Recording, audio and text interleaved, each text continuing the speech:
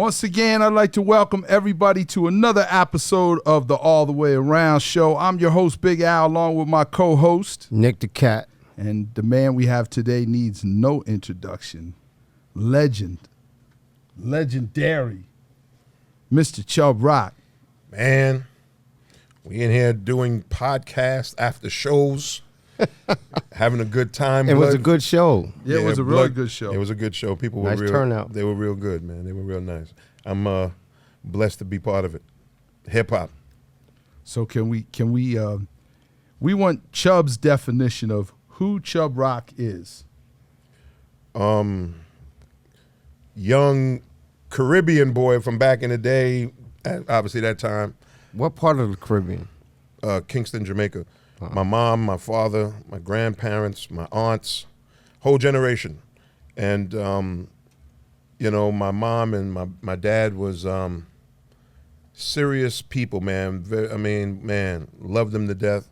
I was talking to some people the other day, and, you know, you learn things from your parents, right?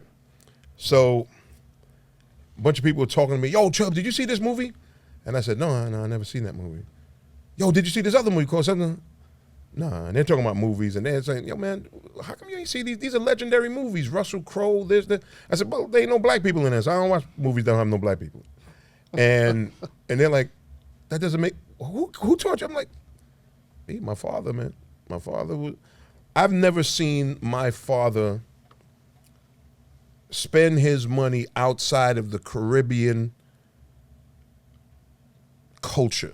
I've never seen him eat a burger. I've never seen him eat pizza.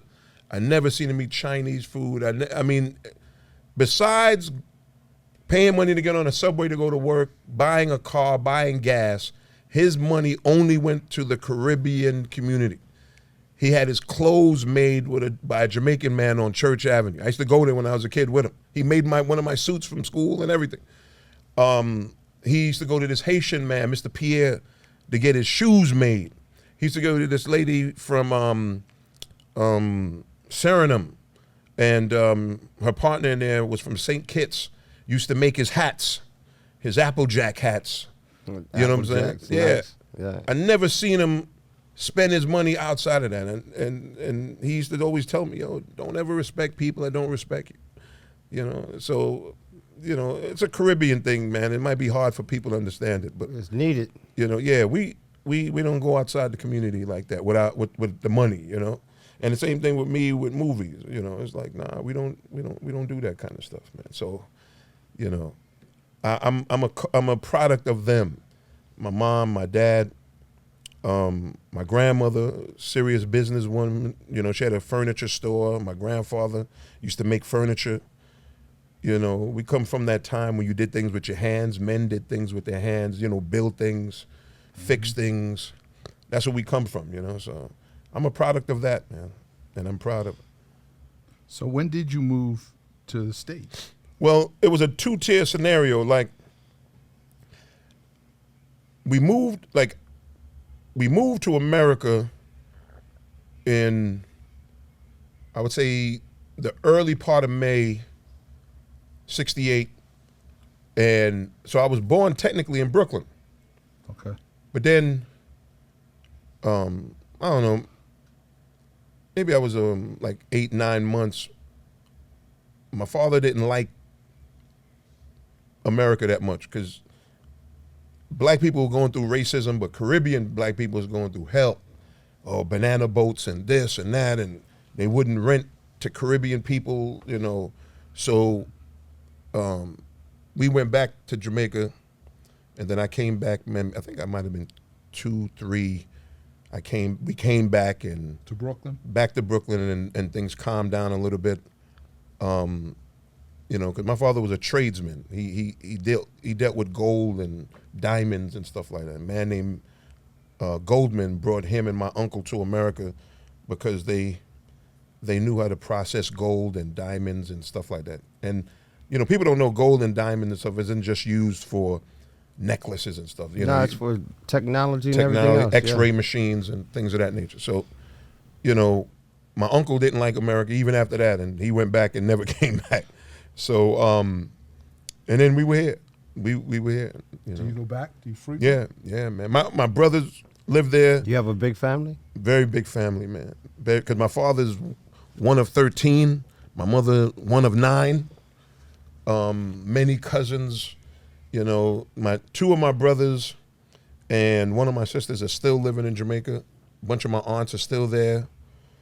You know, the family compound is still there. You know, so, you know, you got to always go back, man.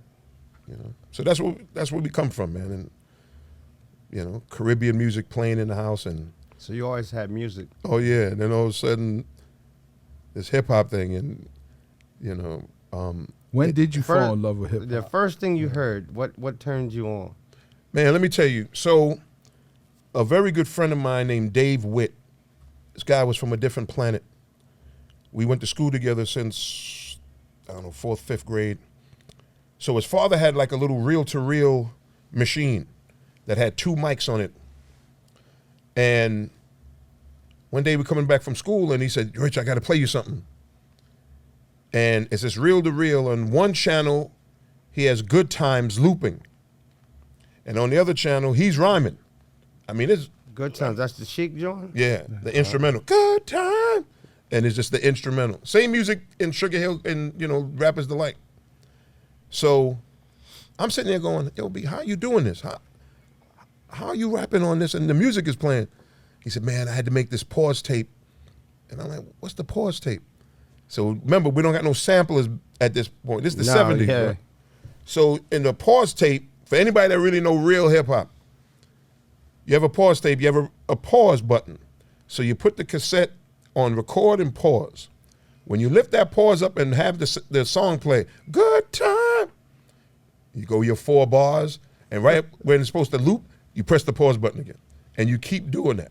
And that's how you had that looping for 400 or 500 bars. You know, I mean, as black people, man, most creative people in the world. And he was, I don't even know what he was, man, 9, 10. And then he put it on one channel, he's rapping on the other, and it blew my mind. I was like, I got to get involved in this, man. And I remember our 6th grade prom was only 2 rap records. It was Super Rhymes and Rapper's Delight, 2 9-minute records. And that was the whole prom. We just kept playing them over and over. And you get your mind blown. And then my cousin Howie T. Oh wait, Howie So that's T's your your family? cousin. Yeah, because Howie's mom and my mom are sisters. She's one of the 9, like my mother's one of the 9. So Howie's your first cousin. He's my first cousin. Yeah, okay. But he's more like my big brother. Like when I was growing up, we had a fire in the apartment. You know, 2 apartments caught on fire and it burnt like 4 apartments. So like for a whole year, we lived with him. We lived with my aunt. So, and Howie's my older cousin. So, you know, he took care of me, you know what I'm saying? He got into music. He went to Westinghouse High School. He was an electronic genius. He could put this thing together. And then he started playing with beats, man. Little Roland, Dramatics, and 303. And he was making beats on it. And then all of a sudden he said he was going to make a record. And he made a record with his group called CD3, Get Tough. I don't know if you guys go back that far. I just had it on for my man the other night. Yeah. Get Tough. Get Tough. On We Prelude did. Records. We're diggers. We dig in the crates. Oh, I was Yeah. just on it the other day. And record came out, and then of course I'm under him watching, looking, and every time he graduated to a different drum machine, he gave me the old one. So he was done with the Dramatics, and he went on to the 808, which he made the Get Tough record. When he was done with the 808, he went to the 909. He gave me the 808, and then him and Kango got together and did Whistle from UTFO. Kango. Okay. Because remember, we're all in Flatbush. Yeah. It's a very small Caribbean community. You know, Kango, rest in peace, from Haiti. R.I.P. Kango. Yeah. My boy Doc Ice, who was another one of my mentors. So what happened, Kango and Howie got together, and they did a group called Whistle, Remember? Just Buggin'. You know? Only Buggin'. Yeah, Only Buggin'. And the record took off, went crazy. And Kango, he did a demo. He helped do a demo for Little Sean was called Sean Penn now. Incredible lyricist, man. Incredible. Little Sean and Terry T. Terry T, rest in peace. And then they put me on the record, and we kind of form a group, man. And we was trying to get the record out, and the record came out great. We won this What was the record called? How to Rock a Party. How to Rock a Party. And we went to this like rap contest, and for Tommy Boy Records, and Bambaataa was one of the judges, and I think it was Arthur Baker was one of the judges. I mean, the great Arthur Baker. He don't get the credit he's supposed to get, and somebody else was one of them judges, and we won. And but we didn't do the deal. I can't remember exactly what happened. And then Terry T was playing football, so he was older than us, and he went to Cheney State. He left to go play football, and then, you know, we were working on all kinds of other music. And You talking about Cheney State down this way? yeah, All right. you know, because he was a quarterback, and he was trying to just do hip hop kind of on the side. Me and Sean were still young. You know, Sean might have been 14, 15. I might have been 16, you know, something like that. And, you know, it just was great times, man. Just creativity and, you know, just flyness, man. And then I went to a show that blew my mind. Roxy, the Roxys, Mastodon Committee, Fearless 4, CD3, the Force MCs, which was just Stevie D and Mercury at the time. Dougie Fresh, no record. No record. He's wearing a lumberjack shirt, killing it. Beatboxing numbers from Kraftwerk. I mean, it blew my mind, B.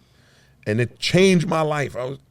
Man, those days were electrifying, man. I wish I can go back to that night. You know, we talked about hip hop all night, and we was like, we're making a record. And it started, man. What was the first record? The first record was Rock and Roll Dude. Rock and All Roll right, Dude. there we go. Because Doc Ice and Howie, whenever they would leave each other, like say going out making some music, and when they would leave, Doc would say, "Yo, rock and roll, dude," and walk out or whatever. And so they kept saying it. It was like, "Yo, Rich, that's going to be the record, rock and roll, dude." And Howie was playing with all these rock samples, not rock samples, but rock licks, playing these rock licks. You know, during that time, Run DMC was killing it with the rock stuff, rock box, you know, all of that stuff. And that was the first record. My boy Domino, again, Caribbean, from, you know, the area. So what year him and was Howie. this? What year? 86. 86. You know, 86. That's why you hear the Chubster man who came out about 1986 with the help of Dr. Ice in the mix, you know. Wow. Yeah, so, and we couldn't get arrested with this record. We couldn't get arrested, man. Al is the one who talked about Cap Center, first show. I'm there with a suit on that my mother made. You know, my beautiful mother, she was just the best, man. Now, was that the first time you performed rock and roll? Yeah, that was the first time, because what happened was... And I was telling Tap Money I was there. I was there for Chubb Rock's first performance. I was there, backstage. That's Because crazy. it was Dougie headlining, Salt and Pepper, UTFO, Rare Essence. Rare Essence. You know, it was crazy, man. And my boy, who road managed UTFO, he was like, I'm gonna get you on this show because it's time to start performing. You got to know what's going on, how to rock the crowd. I'm like, I'm ready. And my that was mom a big crowd too. Did 35,000 people. 35,000. My first show was 35,000. Did you It's always sold have out. that deep voice? Yeah. Always. Oh, you know, Because that joint is that's what hit it. Everybody's like, whoa, who's this cat? and it was just there's a certain nervousness that comes with performing at 35,000 people, you know, and you're watching Dougie playing a harmonica and flying out of a teepee, and I'm like, That was a dope show. I was like, who is That was a this super cat, dope man? show. You know, and it was beautiful, man. Salt and Pepper. It was great, man. So we started there, man, and we couldn't get arrested with the record. Mr. Magic debuted it. Man, rest in peace to him. Rest in peace. He loved the record. But what happened was DC was playing the record. So that's how they got me on the show. It was like, yo, man, DC is playing this record. I'm like, they're playing this record? And but right after that, we went straight to Fred Mineo, and at the label was like, no. Because, you know, when you do a record that don't do well with sales, you think it's over. But that record did well on another front, though. Yeah, it did well with people sampling it. You know, sampling my voice for pieces, Public Enemy, Terminator X, rock and roll, all that. I'll tell you another thing, with the college scene. That's I later. was going to ask you, with the Yeah. college scene, you was pretty big. Yeah, because we was in school. And when we went to school, it's like going to Soul Train. Where'd you go to school at? Man, bro, that's a very broad question because let's go to Brown and then you leave, hip hop starts taking off, and then I was gonna go to NYU and you know, figured I can go just you know, kind of organize the time. Maybe if I could do 50% music and 50% school, you know, it was hard because we're kind of skipping, but by that time, that's third album time, you know, because. Okay, so let's go back. Let's go Yeah. back to where we left off so we can keep the timeline right here. So if you go after rock and roll, you go into the first album, the first album, which was just the Chubb Rock and Hitman Howie T album, and Howie was adamant he didn't want to put samples on the record. He was like, nah, man, we could play our own music. We're not gonna do no samples because by this time everybody's sampling James Brown. You know, do the James Brown. Yeah, they did that a lot. Yeah. And they were killing it, man. Big shout out to Super Lover C and Casanova Casanova Rudd. I used to listen Rudd, to yeah. them all weekend on the radio. Girls, I got them locked. I mean, it was I gotcha. it was just beautiful, man. And so everybody's doing James Brown and killing it. And he was like, no, we're gonna play music. We're gonna put music. We're gonna play music. And I'm like, okay, whatever you say. You're the guy, there, man. You know, it's my cousin. Trust him, love him. And we went in and we did the album, man. And but that's when I learned there was a bigger world in New York because the album did not do well in New York. It did well in Ohio. It did well in Detroit. It did well in Indianapolis. Like if I go to those towns That's crazy. and don't sing certain records, they can care less about Treat 'Em. Treat 'Em is cool for them, but DJ Innovator and The Joker and So they liked all that. yeah, because it was all heavy 808 music. Boom, heavy, you know, you could almost hear some of those records and compare them to Too Short records. They were slow, 808, deep bass line, you know. So Detroit, Indianapolis, Chicago. Yeah, this cat's from California that's still using it. Yeah. So when they calling us to do Ohio, they're calling us to do these places, I'm like, wow, I'm leaving New York. And then you learn things because I opened up for NWA and we're in Ohio. 10,000 seats. And I didn't even know who these guys were. Had no clue. All I know, they said, NWA.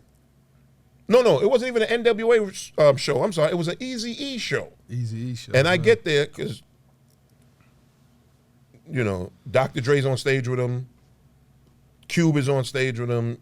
Yella is DJing. Ren is on stage. And I do my part of the show, had a great time. I'm like, wow, these people know the words. But when they got on, man, it was like Michael Jackson just came on stage, man. They're singing, easy, doom, doom, easy. I think I still got the picture of me and Eazy and the backstage pass that had him, me, and cut off of somebody. That might have been Ren, I can't remember. And I went back to Brooklyn saying, yo, there's these cats from California. Everybody knows the records. And I'm telling them, and they're like, who? What are you talking about? I'm like, brother, there's these cats from California that's taking over, G. I'm telling you, 10,000. They're the headliner. You know, they gave me 15 minutes on the open. They're doing an hour and a half, killing it. Record after record after record after record. I'm like, that's when you learn hip-hop is a little bit bigger than just your neighborhood, you know, or your city when it starts going to them areas, man. So So we were doing that for a little while, and then I got frustrated because I was like, because you want to win home. You want to win at home, and we weren't winning at home. So I got frustrated one night, and we had a record on that album called Caught Up. And I figured, let me do a remix to that record. I went and got some records, and I went to Questar Welch's crib, engineer cat, and I was like, yo, I want to do this remix. He said, are they giving you another single? I said, I don't care. And I went in there, we did a different version, and I put different lyrics on it. And played it for Howie, and Howie was like, it's dope. And he mixed it, because he's the genius with that. And also, we only did our records in the basement. We didn't go to studios like that. We did our stuff in the basement. And so all your records that you recorded early on were home studio records? Howie's basement. Howie's basement. Hours. Wow. Yeah. Sit down there for hours. Yeah. And my aunt's crib, man. Eating oxtail and rice and peas and whatnot, coming up with records. And then we played it for Select, and they were like, oh, we got to put this out. And they put the record out, Caught Up, no video, but, not too many videos back then. And unbeknownst to me, the record became this underground hit. Man, woman, it became a hit. There's this big show happening at the Apollo. Remember, this is a place where they booed Luther Vandross, the best singer on the planet. Yeah. Apollo's a hard place. Yeah. My man Greg Riles, man, rest in peace to him, I said, Chubb, you're going to do the Apollo. I said, oh, I ain't doing the Apollo, man. They're booing Luther Vandross cats at the Apollo. He was like, no, there's a big rap show. Kane, Biz, who else was on that show? I think Super Lover C and Casanova Red was on that show. All the greats, all the big records. And he said, yo, they're allowing you to do one record, Caught Up. So I'm there and I'm nervous. I see these guys are larger than life. And I'm talking to somebody, and I think it might have been Howie.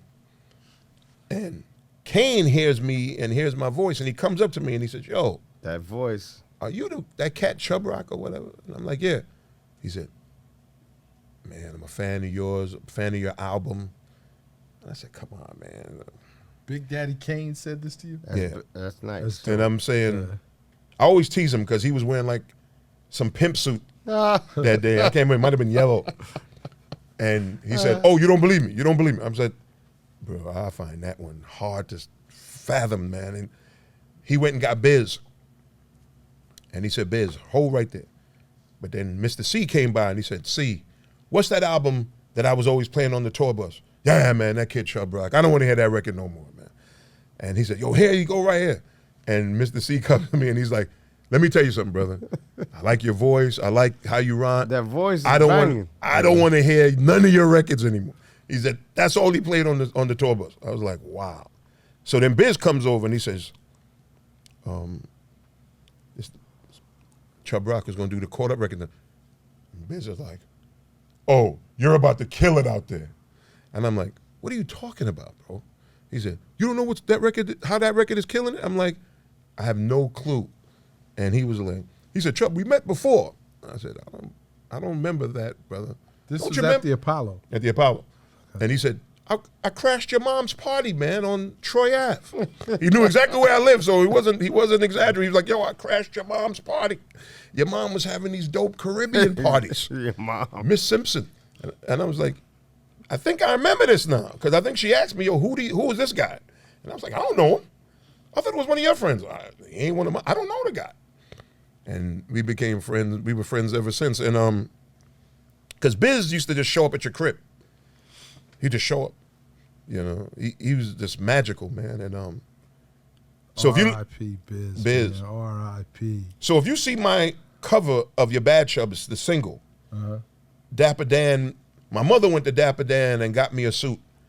Dapper Dan made a Feli suit for me. He made your suit? He made the suit for that performance. I remember that suit. Yeah. So the picture on the Your Bad Chubb's single is that performance at the Apollo. Even though I don't even have Your Bad Chubb's yet, but that picture, Ernie Panacoli, y'all know him. Ernie Panacoli is a legend in hip hop. He probably has taken 95% of the pictures in hip hop. any show, every show. He's a legend in hip hop. So he took the pictures that later became the Your Bad Chubb's cover.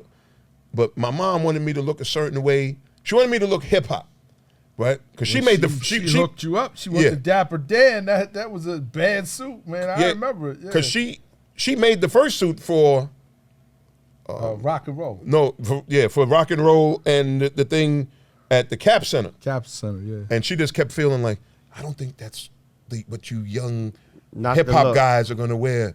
So let me find out. And I don't know how she found Dapper So Dan. she went to Dapper Dan. She went to Mike Dapper Dan. Tyson, Dapper Dan. She went to Dapper Dan, got the Feli suit, got me a pair of Felis, bought me the African Nefertiti pendant. Literally, she came and said, "Put this on."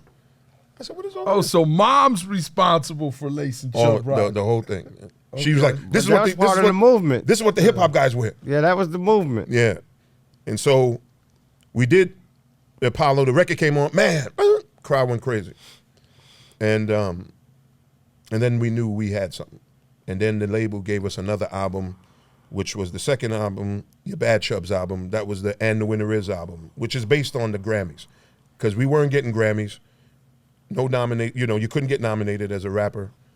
And that's why the cover looks of like me and Howie is on the podium in tuxedos, accepting a Grammy, and then the back of the cover is us building Grammys, because we couldn't get Grammys, and then so we dissed the Grammys on there, and then there was a protest with Will me, Smith, Public Enemy, Salt and Pepper, Ice-T, I think Ice-T, yeah. and so we did the Your Bad Chubb's record, and like I told you, that Apollo performance was the single cover.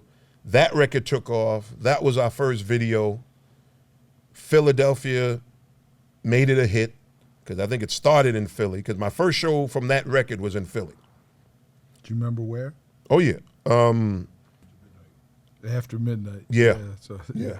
Yeah. Good look. And who even was on that show? Look at Tat Money. Nice assist. And the reason why Tat probably remembers it, because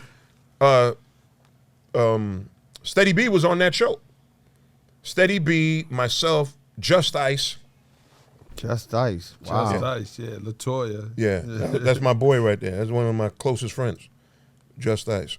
So he's there. It was Steady B who was on fire. Yeah, Steady was on. He was hot. Yeah, Steady B, Just Ice, myself, and somebody else was on that show. Could have probably been even Schoolie D. Might have been on that show, because his record was on fire. And Schoolie was that dude. and then, the record just took off. Virginia. And then we're in school now, and we get to, so in Your Bad Chubb's, one of my friends. So wait, you were juggling school and your rap career. This is Yeah, after yeah, you already had records out. Right. So now we're in school, and the crew's in school. Hot Dog is in school, and Dinky's in school, and Doc No's in school. Rob Swinger's in school. So these are all cats from your neighborhood? Yeah, but Hot Dog's from the Bronx. But you don't This is realize- my crew. When we go on the shows, they're on the show with me. And they're all coming from different colleges. Right. But they had everybody thinking about college. When they seen these videos and heard the because music. we had the Omegas in there, because Hot Dog and Dinky and Doc No, and we had the Omegas in there, and The Q Dogs. Q Dogs, and everybody's having a good time and stepping, and the record just blew up, and then the college scene accepted us. The Greek. And the HBCUs, that's what we were doing every week, 3-4 shows at HBCUs, Lincoln and Wilberforce and Hampton. We're just there. And then, my cousin Howie T's brother, I came to the studio at my aunt's house one day, and he gave me this look. And I'm like, yo, what'd I do? He was a Kappa. So he said, oh, so Kappas ain't getting no love? I said, cuz, don't worry, man. We're going to do something else, right? So when we did the Treat 'Em Right album, and the Q's, the Bruz was in the Treat 'Em Right album. I seen the video, John. But when we did just the two of us, So we put the Kappas in there too. Yeah, they're Yeah, both with the in there. canes. Yeah. The Yeah, they was Kappas in had there. the canes, yeah. But then the Deltas and the AKAs was like, oh, you don't want to put the girls in there and this and the queens in there? I'm like, I got you. You had everybody. So just the two of us had everybody. yeah, you represented all of them. We did it all on the campus.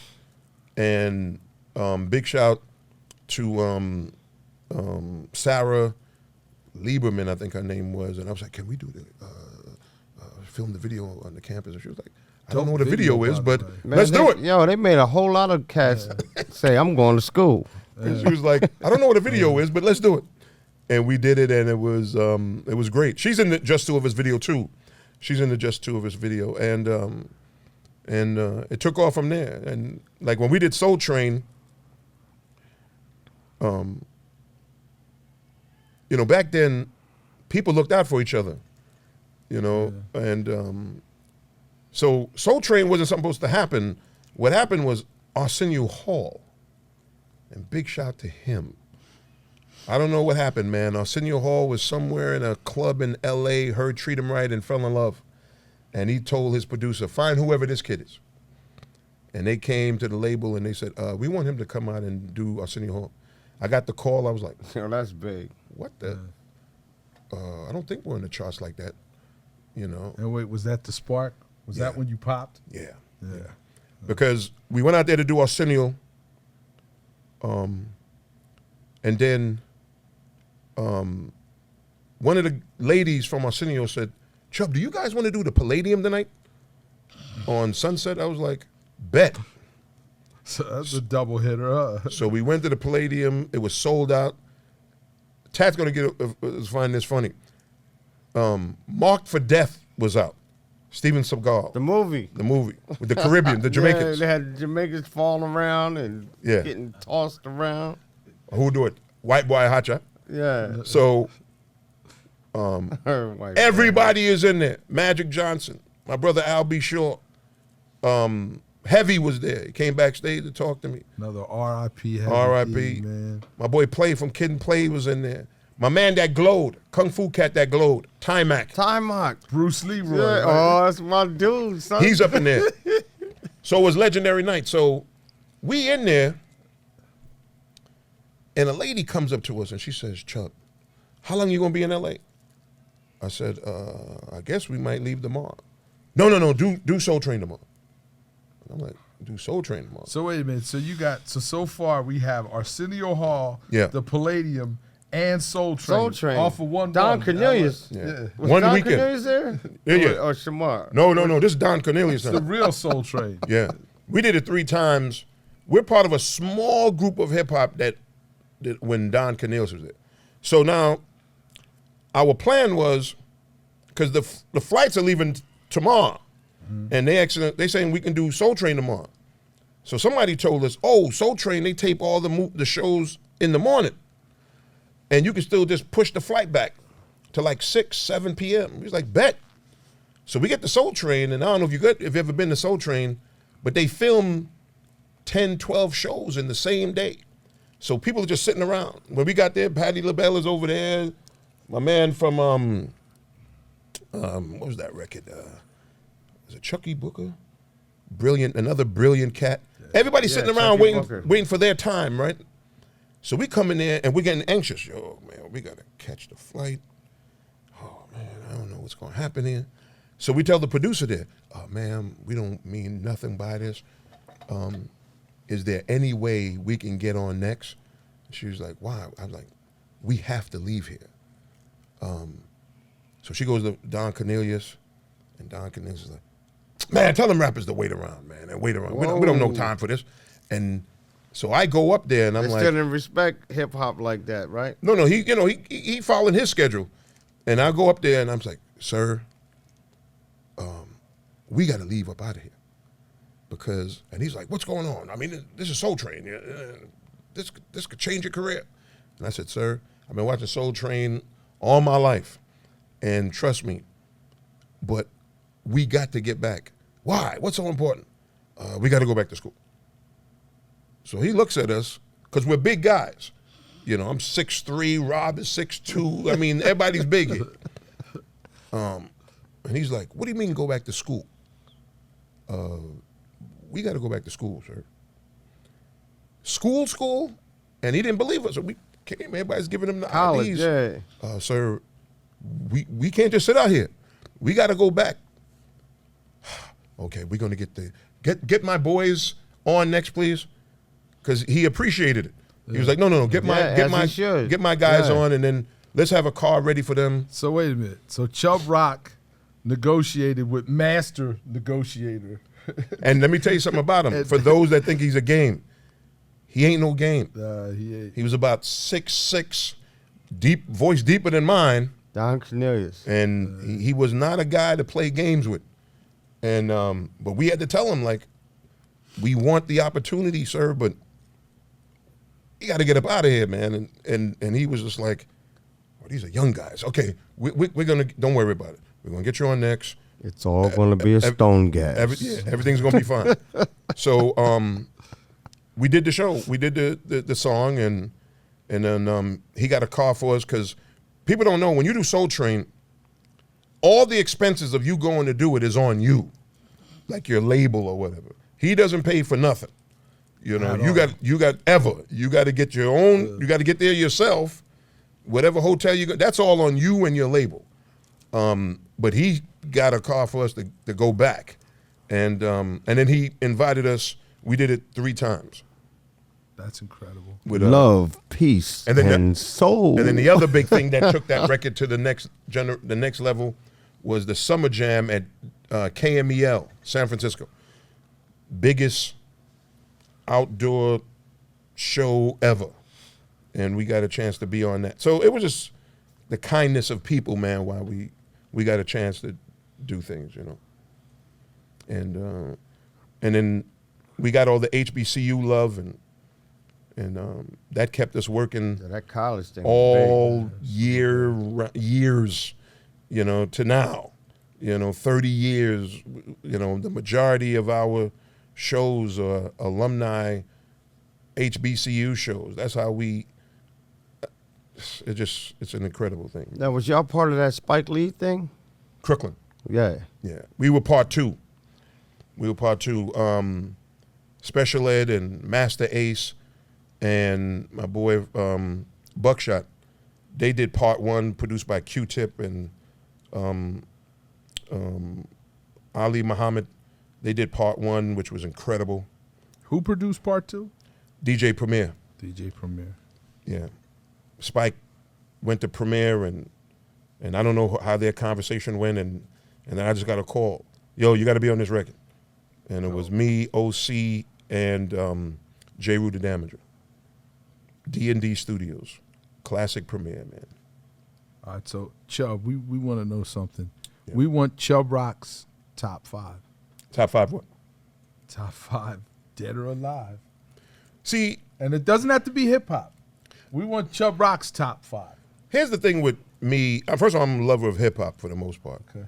The problem with me as a top 5 guy, why I don't really subscribe to it, is because any kind of music, it's the mood you're in. Okay. I could wake up in my mood, and top 5 is Grand Poobah, Ice Cube, Big L, Slick Rick, and the Brat. I could wake up another day and it's... He riddled that off real quick. Yeah, I could wake up another day and have a certain feeling, and it's Kane, you know, it's Obi Trice, you know. So you don't have a favorite MC? No, man. You know, my favorite of all time happens to be Slick Rick. There we go. You know, the ruler. Slick Rick, because of the ruler. Caribbean influence, and KRS because of the Caribbean influence. You know what I'm saying? And Big Daddy Kane. But it depends on my mood, man, because my mood, you know, it's like going to McDonald's and you love Big Macs, but you're not going to eat it all the time. You know, I want a fish fillet now, and I want some nuggets now. So for a top 5, I could be in a mode where I'm like, okay, I want to hear my boy Styles P. I want to hear, you know, Luch, and then from there I want to hear, you know, Andre 3000, and then I turn around and I may want to hear, I'm just in a different mode. I want to hear Mystical and how he delivers his records, and you know, turn around and go back and, you know, so it's all about what mood I'm in. You know, you got people, sometimes, man, I would get in a mode in Brooklyn when Mobb Deep came out, throw that in my car, Shook Ones, and play that all day. Now that was a mood. And didn't want to hear nothing else. You know, so that's why the top 5 thing is, it isn't realistic to me. You know, I wake up and I want to hear Brother J from X Clan. But you like all genres of music. Yeah, man. Chip Fu, you know, my boy Chip Fu, brilliance. From the Fushnickens. Yeah, I wake up, I want to hear Smooth B and Nice and Greg Nice. You know, come in with a box of hats. You know, I mean, I'm in a different mode, man. Wake up one day and it's Special Ed and Busta Rhymes and Ludacris and Nicki Minaj. How do you feel about new hip hop? Speaking of Nicki, how do you feel about the new class? That's Man, I like a bunch of stuff, man. I love Rick Ross. Think he's incredible. Love Nicki. Incredible. Love Lil Wayne. Incredible. Kid Tyler, the Creator. Incredible. Chance the Rapper. Incredible. What do you think about the London sound? Well, we come from that. Okay. Because Yeah, you said we're from the Caribbean, so we're already attached to the London sound, which is basically attached to the Caribbean. Yeah. You know what I'm saying? The Caribbean influence on hip hop is a serious thing, man. Yeah. You know, it's a serious thing. Name them: Heavy D, Biggie, Busta, myself, Special Ed, Nicki Minaj, Cardi B, Dougie Fresh. Have you had the opportunity to work with anybody from London? Yeah.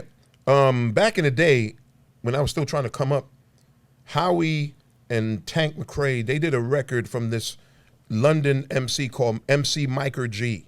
He sold 5 million albums because he did a Madonna record over, and I want to say it was Celebrate, and I was on that record. You know, he did a song with me. I have no idea how we got to Howie and him, but he came over from London. They did the record. They put me on the record. The record was ridiculous. He sold like 5 million records. And I don't think most people don't even know who he is. But it's just big record, man. Great record. So we were attached to that. You know, I went to England for some shows, and I was supposed to be there for 4 or 5 days and stayed there 3 months. Had cousins out there. Wow. And loved it. So that sound, we already know that sound. It's, you know, it's connected to us. Lisa Stansfield. And, Yeah. you know, all of that. Loose Ends, you know, Culture Club. You know, that was my mom's guy right there. She loved Boy George, man. Your mom loved Boy George? Oh, man. Jamaican woman. She just, because their whole music was Caribbean. She was like, welcome to my boy George. She loved Boy George. So we were connected to that, man. And it's a great life, man. Germany, great place. So hold on, you were previously saying something to us about Milli Vanilli. Yeah. So we went out to Germany because back in those days, when you were on a label in the States, that's not the label you're on in Europe. They licensed those records to those companies, record companies in Europe. So, you know, you could be on Cool Tempo in England and then be on SPV in Germany. And with me, it was SPV. So nice man too, man, who owned that label. And he wanted me to come out and do some promotion. So I went out. Where in Germany? What parts of Germany? We went everywhere. Oh, yeah. Everywhere. You got to go Berlin. I mean, you got to do everywhere. Berlin, Munich, Heidelberg. All of that. Yeah. Military bases. So we're out there, and they take me to a club one night to bug out with, you know, the DJ and stuff like that. And there's all these women going crazy over 2 guys that are dancing and doing all kinds of stuff. I mean, serious, beautiful women. And it was Fab and Rob. But they weren't Milli Vanilli yet. They were just dancers. And I met them, and they were mad cool. Chubb, you're going to make it, man. You're going to make it. And they were just incredible, man. Chubb got some stories, don't he? Yeah, they were incredible, I like man. it. I'm enjoying it. Yeah. And all of a sudden, I'm back in the States, and my boy Tank calls me and he says, "Turn on Hot Tracks." That was our video show back in Brooklyn. Our boys is on there. And I turned it on, it's Fab and Rob. Girl, you know it's true. And you know who wrote that record? Who? Y'all interviewed him, Kevin Lyles. No. We interviewed Kevin. We interviewed Junior. Kevin Lyles Jr. Okay. The son. Yeah. Kevin did that. Kevin Lyles. So Kevin Lyles wrote Milli Vanilli song? Yeah. Kevin Lyles was in a group in Baltimore, man, and that was their record. Oh, wow. Yeah, that was their record. But I then just learned something. Yeah, but Fab and he dropping jewels. yeah, but Fab and Rob did whoever the producer was out there, and Kevin would know that story better. How they borrowed the record from him. I mean, knowing his mind, he got his money for it, obviously, but he wrote that record, and then all of a sudden they were in the stratosphere, man. I mean, you know the explosion that happened with them, so. And it just showed how things can just change. Big. Oh yeah, they were big, man. So, but that was all because of going to these various places doing hip hop. Doing hip hop, man. I remember a guy came to me and said, "Yo, I want you to do a kids party." And I said, "A kids party? I don't know. That doesn't sound like it would be for us." He said, no, you guys can do it because you guys don't curse in your records. I said, that's cool. But I don't know. How old are these kids? 13, 12. I'm like, why would they want to hear us? But okay, whatever. So it was a bar mitzvah. What's your man's name? Jerry Seinfeld is there. Signing these big boards. And Jerry Seinfeld. Yeah, he's in there signing big boards, like a happy birthday kind of card and stuff like that. And these kids were going crazy. And I never forget it. The guy's father came up to me and said, "Chubb, man, thank you. They're having a great time." I said, his name was David. I said, "Dave, I think these kids are so excited that somebody's performing. I doubt they've heard any of these records." He was like, "No, I'm sure they didn't hear these records. But it's the excitement, Chubb." You know what I'm saying? It was just cool, man. Hip hop make you get into some experiences there, man. So big shout to them, man. It was a great experience with that too. So, I mean, the stuff is endless, man. I mean, we were involved with some serious, great opportunities, man, with music. I would never trade it for the world. Years of hip hop. Yeah, that was the best time, man. And everybody helped each other. And you remember, and then you don't remember. I did a show the other day with Brand Nubian, one of my favorite groups, man. Lord Jamar and Grand Poobah and Sadat X, and I didn't see Lord Jamar in a long time, and we used to do shows together, lots of shows back in the day. And Lord Jamar was like, "Yo, Chubb, do you remember this thing?" And he told me the story. I can't even do it as good as him. And I just started realizing, yo, man, we experience great things, man, in hip hop, man, and it was a great time, man. Are you doing any writing now? Yeah, a lot of writing. You still write? Yeah. See, back in the day, I wrote for a bunch of people, but I never got involved. Ghostwrite? Yeah, I never got involved with. Do tell. Yeah, I never got involved with telling who it was, man. Serious. Lots of serious acts. I got a chance to write for, which was a blessing as well. That's why I'll always respect their thing, man. Check cleared, I was good. That's all that counts. As long as the check clears, that's all that matters. Yeah. So we had a good time, and big shout to Andre Harrell too. He gave me a great opportunity. Andre Harrell, man. Great opportunity when he allowed me to do the Finesse Quince record, and I wrote that album. And then we put Lady of Rage on that album. Yeah, because wasn't Hitman Howie T was he had something to do with the Uptown. That was later. That was later. Because what happened was we had a show in Philadelphia, Magical City, and it was me, Guru, and Finesse Quince. And the promoter figured it's cheaper just to put all three of us on a tour bus, drive down to Philly, do the show, and drive back. So this is my first time meeting Finesse Quince. Might have been the first time I met Guru and Premier, actually. And So Finesse Quince was like, we're fans. We want you to write a single for us because we're trying to get a single out with Andre Harrell. So I said, no problem. She said, I got a friend of mine that I went to school with, and he's trying to do a little production. They don't got anything out yet, but, you know, could you consider maybe doing something with them? I said, just give me the address and I'll figure it out. She gave me the address. I went over there, met Alex Richburg, Frank Nitti, and then Pokey, Tone, and of course, then the term came out, Trackmasters. Trackmasters. Yeah. So they were like, Chubb, what do you want to do? And I came with some records, and I was like, well, let's mess with some of this. And we did the song. I did like maybe 2-3 songs with them, and then I went to Andre Harrell, played the songs, and Andre Harrell was like, all right, Chubb, I love the songs. I'll give them a whole album.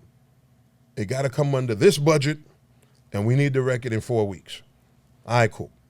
Now, he was like, who do you want to use? We got Eddie F., we got Pete Rock, and, you know, I mean, he had great producers over there. I said, nah, you know, these cats are from Brooklyn, so, and I'm in Brooklyn. I like these cats. You know, they're cool, and nah, we're good over here. And so then we were doing the Finesse Quince album. Leaders of the New School was in Studio B. We were in Studio A at the famous Chung King Studios. Chung King, House of Metal. That's it, man. Steve Ett, the great Steve Ett. And then I come to Chung King one day, and there's a girl who's the receptionist there, and she's always writing in her book. And I'm like, what are you writing? And she's like, rhymes. You're writing rhymes? Let me hear the rhyme. She tells me the rhyme. I'm like, okay, I'm going to put you on this album. Huh? I'm like, I'm going to put you on this album. And that was Lady of Rage. Oh, But she wasn't called Lady of Rage back then. What was she originally Hold on. called? Stop. Rockin' Robin. Rockin' Robin. Stop. Lady of Rage. This is another one. Chubb, Yeah. you're responsible.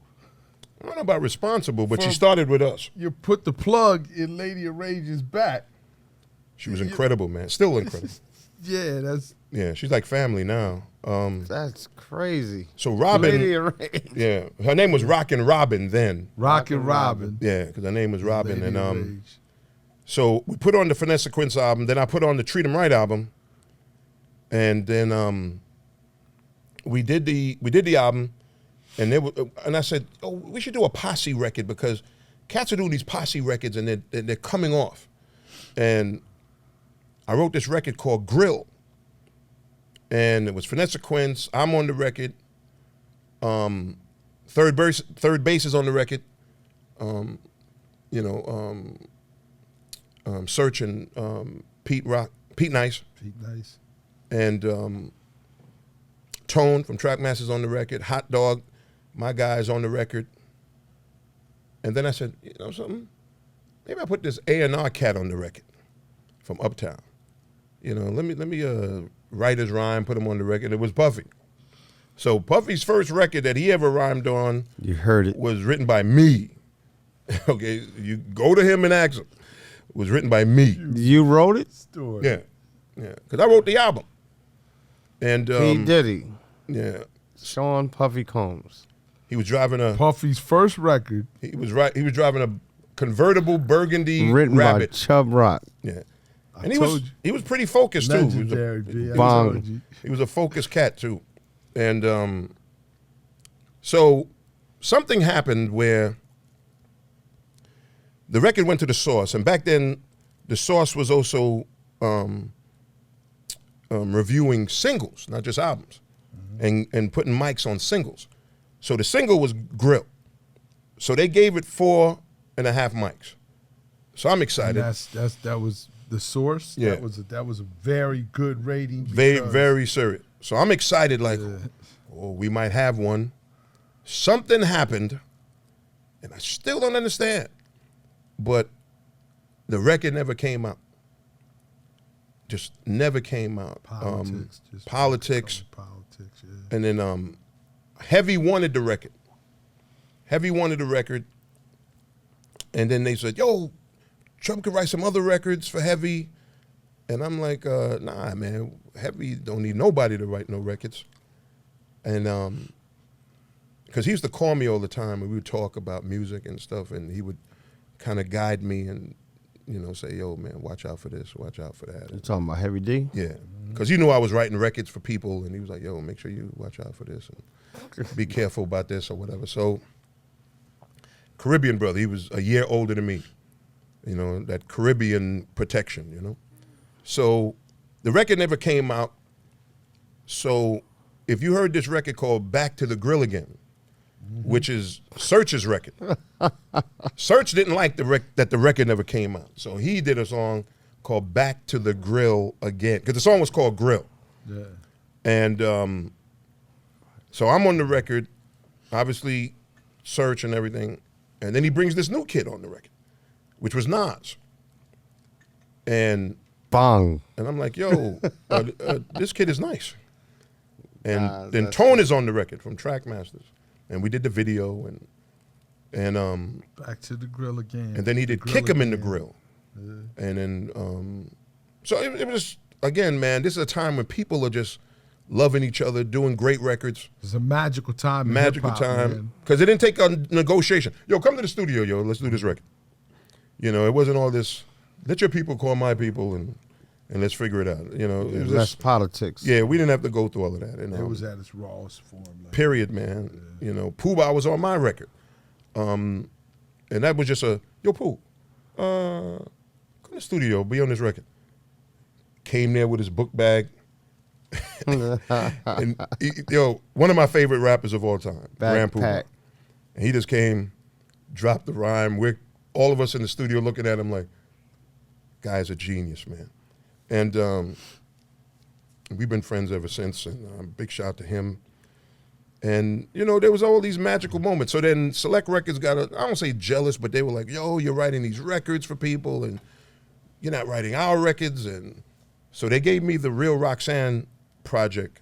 So I wrote the whole Real Roxanne album. That one I could say. And I think Tone wrote one record on that album, but I wrote the rest of the records on that album. And Trackmasters produced the record. And it wasn't the right record for her. It wasn't the right record. I think the record was a little too raunchy for her. It was something that would have been right up Little Kim's alley, right up a Nicki Minaj alley, but she was more laid back and, you know, not that was really. a turning period in hip hop, though. That was when. That was a little later. Yeah, that was a little later. So I should have maybe concentrated more on some party-er records. But she was so beautiful, like beautiful, stunning, man, that I just said, maybe I should go this route. So, you know, when you write for other people, man, you can make a lot of mistakes if it ain't the right thing, you know. And she allowed me to, you know, script the way I wanted. And outside of New York, did you write for anything out in the West Coast or Atlanta? No, nothing in the West Coast, but some other places. Can't even say it, because then you'll know exactly. Yeah, but it's ghostwriting. Because that was some times when a cat might just say, "Can you write this one thing?" You know, and then you write the one piece, and then say, "Yo, I want this piece, and then I want that piece," and it never bothered me. I didn't care. I was like, "No problem, brother." You know. I didn't look at it as anything strange, you know. But, you know, when you're writing for other people, that's why people like Babyface and these guys are so brilliant, because he had to write for other people, but he had to make sure it was the right song for them. Because I might feel it's the right record for me, but it ain't the right record for them. So, and then we did the A-Team album. We did a lot of records back then, man, with early Trackmaster time, you know. So it wasn't no shock that they blew up and became incredible, because a lot of hard work, and we there was a lot of hard work going on, you know. And Andre Harrell, man, and then when he left Uptown and became the president of Motown, well, before that, Al B. Shaw reached out to me. It was like, man, he changed my life, because he was like, no. They was all part of Uptown, right? No, well, technically, he was part of Uptown management-wise, but he was really on Warner Brothers. But Uptown Warner Brothers, not Uptown MCA. Yeah. So he was, like, different. you know, Heavy and all of them. Mary was on Uptown MCA. And Al called me out of the blue. I never met him, and he was like, hey, I'm a fan. We got this record. I need you to be on the record. And on his album. So I did the record, and he loved it. The record did great. You know, he blew up, and then he called me for every album. Chubb, it's time for our record. And we did the record. And then he called me one day, and he said, Quincy Jones wants me to do some Kid. Pause. Wants me to write for some Kid, man. And because people don't know this, like Forever My Lady, Jodeci. Yeah, I'll Be Sure wrote that record. He wrote all kinds of records for Jodeci and all kinds of people. Like, he's another writer. He's a real writer, you know. So big shout out to my boy, I'll Be Sure, one of the best on that R&B thing. So he said, yo, Quincy wants me to write some stuff for this Kid. And I said, okay, whatever. He said, I got this song, I want you to rhyme on it. And it's going to be for the Boys in the Hood soundtrack, and Quincy's going to put it on his album. And that was Tevin Campbell, right? The Just Ask Me To record. And if you guys seen the video or, you know, heard the record or whatever. I can't even say that. That's dope. And we did Apollo for him. I don't know how old he was back then, 14, 15, something like that. I don't know. But Al did that because the first album was done by Prince.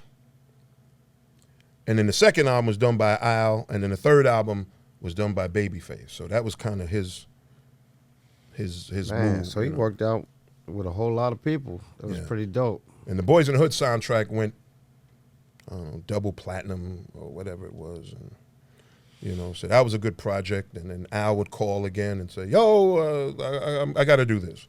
I'm going to be doing this. We're doing this movie called Strictly Business, which was a Andre Harrell production. Mm-hmm. And we're going to do this record called Natalie. Let's go. And then Andre Harrell was the executive producer of New York Undercover. And, I mean, it was just a lot of opportunities we had, man, to make records, man. So, and most people don't know that I was involved with those records. They just like, oh, I know Chubb, treat him right and get bad Chubb. They don't know about those records. Kashif, you know, Howie was like, yo, this Kashif cat wants a little hip-hop in his record. I'm like, Kashif, I know that name. Love Changes or something like that, Stephanie Mills. I said, man, he want to do hip-hop? Nah, we're going to do a different mix to the record. Personality. We went to a studio in Brooklyn Heights, and met the great Kashif and did that record. And then right after that, my boy Sinbad was coming out with his debut album, comedy album. You know, back then cats were making comedy albums. Yeah. But he was a music guy. He was always a music guy, a musician, lover of music. I have no idea. I didn't know that. Yeah, I have no idea how he found me. He was like, Chubb, I need you to do this record. So we did the Sinbad record. I would have to speak to him and just ask him, like, yo, Sin, how did that happen again? Because I don't even remember. It's 80-something. You know, it's like, I don't remember that. And then all of a sudden, got a call, and you know you're not my level. You got the junior deep voice. Let's do a song and make it real. Barry White. So, I knew that's who he was talking about. Yeah. I knew it. So he's on a different level. Yeah, He's at way the, different level. He's on the genius level with music. Like, He had an orchestra. no, composer. Hold He's a on, composer Chubb. of music. You're on the genius level. Not well. not like Yo, him, man. Barry had that you're- orchestra. The The symphony. The Love Unlimited Orchestra. all you did was Yeah. look at him like this, and he's coming in with horns and arrangements, because you know And he was doing that himself. Like he was doing hands-on. everything. He was hands on. you don't Wow. understand what I'm saying. Here are the composers: Barry White. These are black exploitation album soundtracks. Barry White, Willie Isaac Hutch, Hayes. Willie Hutch, Isaac Hayes, Curtis Mayfield. Bonk. Right. Yeah, So you that's see them That's four right there, Yeah, that's it. Yeah. and James Brown. I'm sorry, sorry, Mr. Brown, because you couldn't call him James. You got to call him Mr. Brown. Those 5 composers, they're at a different level. So when you get a chance to sit around him, I think the studio session might have been 4 or 5 hours. We got another one. and I did most of it doing this. Just sit and watch. There's nothing else to do, B. And absorb. He was at a new level with those records, and then I forgot the name of the other soundtrack we did. Talking Dirty After Dark. Martin Lawrence, young Martin Lawrence cat. That was on Select Records as well, and House Party 2 soundtrack. Because Kid and Play and me, we were label mates. They were on Select Records also. My boy AMG and. So Chubb bypassed finishing school and did all that. Ran the music industry. Yeah, we're doing music because we love music, man. Yes. Man. when we went to Prince's crib, this dude was hanging out in Prince's crib. Yeah, but that's a different story though, because we have a show in Minneapolis. You didn't look him in the eyes, did you? Man, listen to this one. We got a show in Minneapolis. We land in Minneapolis. Maybe we were just young and didn't understand. So there's a white guy there, and he's like, well, I'm coming to pick you guys up and blah, blah, blah, blah. He's like, okay. We jump into this white van, and he says, Prince wants you to come to the house. I'm like, Prince who? And we're like bugging with this guy, like, who are you talking about? Prince, you're in Minneapolis, remember? I'm like, Prince, that cat? And I'm calling my mother, Mom, we're about to meet Prince. This is ridiculous. And she's like, take pictures. And I'm like, take pictures with what? Go to one of them stores, the little box cameras. And I'm like, Polaroids and all that. Yeah, like, yo, we don't got no camera. The little disposable one. Box joint. The orange joint. Yeah. And we get to, because he's out in the suburbs, in the middle of nowhere, big white house. And we go there, and he had 3 studios. So he had his home in there. He had his rehearsal area. And in that rehearsal area, when he was practicing at the time, I think it might have been signing the Times tour, he was preparing, because he had everything set up where it looked like the album and stuff like that. But in there is also where Spike Lee would film the Michael Jordan commercials. Was there, Prince's, whatever you want to call it, soundstage, in his crib. Prince. So he has 3 studios that were designed by Phil Collins. Because I guess Phil Collins was some sonic genius or something like that. But he didn't like none of the studios for himself. He was recording at his other place. So then he took the stuff out of that place and put that studio at Paisley Park. In the crib. So we're there messing with all his drum machines. We're losing it. Yo. Keyboards. 2 hours later, we're like, yo, man, sound check is coming up. Yo, when is this cat coming out? Is he going to descend from the sky? Or like, what's going on with him? Yeah, that's him. And the cat was like, oh, no, Chubb, he's in England. I'm like, England? So what the hell are we doing here? Like, why are we here, Playboy? And he was like, no, man, he knows you're coming to town, and he wanted to show you some hospitality. And this. I'm like, okay, I guess that's respect. But I wanted to meet the cat, And it's just like, you're off, and you didn't realize the club we were doing that night, it's Prince's club. So that's why he knows we're landing there. It's his club, And I would eventually meet him twice. And the first time I meet him, I was giving him the business, man. And he was just laughing. I was like, yo, we came to your... funny dude? Nice guy, man. I'm like, we came to your crib, and you weren't even there. And he was like, didn't he tell you I was? He told me after 2 hours. I should smack I was like, and he's laughing. Chubb, come on, man. I got to show you something. I'm like, B, we were at your crib. Yo, it was just comedy. He had friends with a B. Yeah, he was, he was a straight street guy, Prince. Yeah, he wasn't some cat that, I know you've seen the clothing and oh, no. He was a real dude, man. He was a real dude, man. Why do you think Dave Chappelle talking them stories about him beating Eddie and them in basketball and that? He was a real cat, you know what I'm saying? So we met him twice after that, but he was a real dude, man. We never got, do no records because he didn't need nobody to do no records. I would have just loved to be in a studio session watching him, you know what I'm saying? But yeah. Chubb, if you have one memory, if you had one memory that's your fondest memory of your whole experience in the game, what would it be? What's the one thing that you just... So it's two, Go ahead, because let's hear it's 'em. hard to cut it down. But one was the first show we did in Brazil, 50,000 people outside, credible. And then meeting James Brown. What was that like? Did you understand him? Yeah. So before I met him, somebody said to me, and I can't remember who it was, Chubb, only address him as Mr. Brown.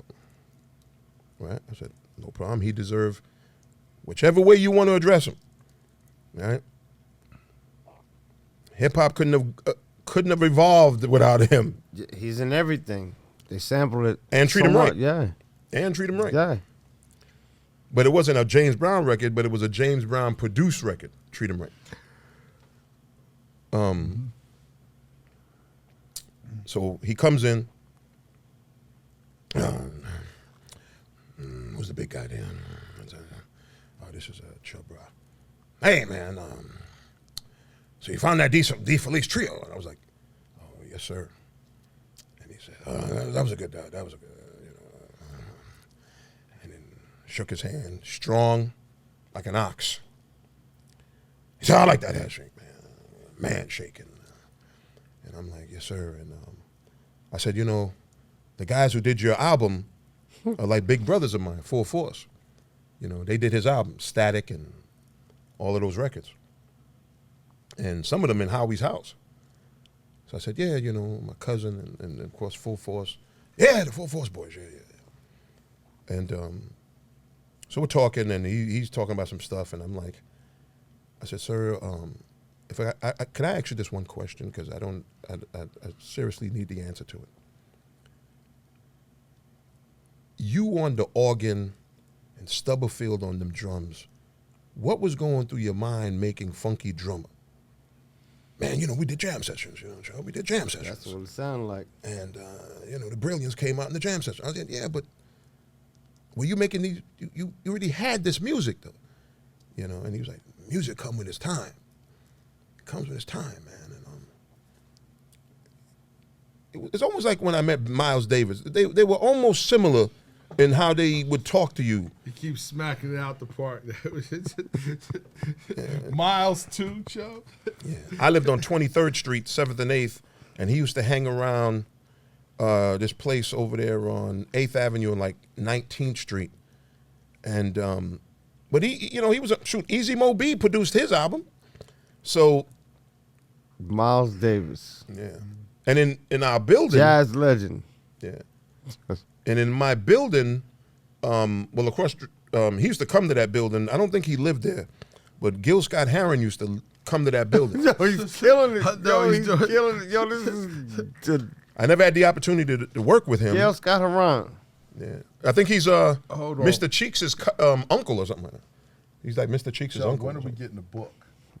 I don't know, but Whitey's on the moon. You know what it is? People ask you to put this down in memoirs and everything. I mean, when the time is right, and we got pictures, and because after a while I started carrying cameras and stuff, because I didn't know who I was going to bump into, and you get a chance to be around these incredible musicians, and I was just a guy, a lover of music, man, like Curtis Mayfield, and to figure out how he's making Superfly album and Claudine soundtrack. I mean, because that's where we borrowed from. Yeah, that's the black exploitation joint. Yeah, that's how we borrowed music, you know what I'm saying? Willie Hutch and his guitar play and all that. I mean. All right, so Chubb Rock. Where is Chubb Rock's favorite place on earth? If it was over tomorrow and you had to pick a place and just go reside there, and that was Jamaica. Jamaica. Yeah, Jamaica, man. It's like nothing like it, man. Prince or Michael Jackson? Two different artists. No, you have to pick one. This is your Prince or Michael. Who you riding with? Well, so it's you can't do it. You gotta either you're gonna talk about musicianship, then that's a Prince. Performance equal on a performance level. The dynamic of Michael is brilliant, but he also had a lot of help. You know, Rod Temperton and Stevie Wonder on those records, and Howard Hewitt singing on those records. You see that? There's a lot of people involved with that Thriller album. You know, Bruce Sweden on the board. While you have a Prince he's doing everything. He's playing every instrument on the record. So we say Team Prince, Chubb's Team Prince. Yeah, man. Okay. I love Michael Jackson, but Prince is he was a gift from God, man. Tupac or Biggie? Two different artists again. Pick one. Who's Chubb riding with? Nah, man. Biggie was extraordinarily brilliant. Like, brilliant. I always say to myself, if Biggie was here, he would be on album 20. And probably would have been the first rapper to sell 100 million records. 120 million records. Pac was a superstar. Film. Revolutionary. Great music. A fighter of civil rights. People forget that in the middle of Atlanta, when he seen cops doing the wrong thing, Yeah. man, Pac shot them. Shot the cops. Yeah. He was revolutionary, man. And so again, it too difficult, man. Too difficult. But again, what's the other two? The other two. Nas and Jay-Z. Nas and Jay-Z. So for me, and both of them brilliant as well, Nas, to me, because of the basis of the lyrics, but both of them brilliant. But to me, even better than them is KRS to me. I think KRS. That's dope. Yeah, I think KRS, man, is the annihilator of records. To me, Big Daddy Kane, an annihilator of records. Cool G Rap, an annihilator of records. What do you think about Rakim? Rakim is the Langston Hughes of hip hop. Dope. You Dope. know, That's very in my opinion, lyrically. I mean, he's poetry in motion. You know what? We heard a lot, but we didn't talk any about the alumni. Oh yeah, That's what Chubb Rock is currently involved in. Started about 10 years ago. No, maybe 11 years ago. I was doing a bunch of shows, and promoters ask you, "Hey man, Chubb, who would you have on the show with you?" And I said, Dana Dane, Special Ed. These are my boys, and that's what we do in hip hop anyway. Somebody's booking Kumo D, and they say, "Yeah, man, we want to get somebody else. Yo, call Chubb." I get a thing, go call Kumo, call Rob Bass. I mean, that's what we do. That's what our generation does. My boy Chill Will, who brought me back in the game on the performance side, Get Fresh crew. So I said, wait a second, man. Why don't we copy the young cats? And they were like, what you talking about? Wu-Tang. Put it together. Yeah, because they say you want to go there fast, you go by yourself. You really want to go far, you go together.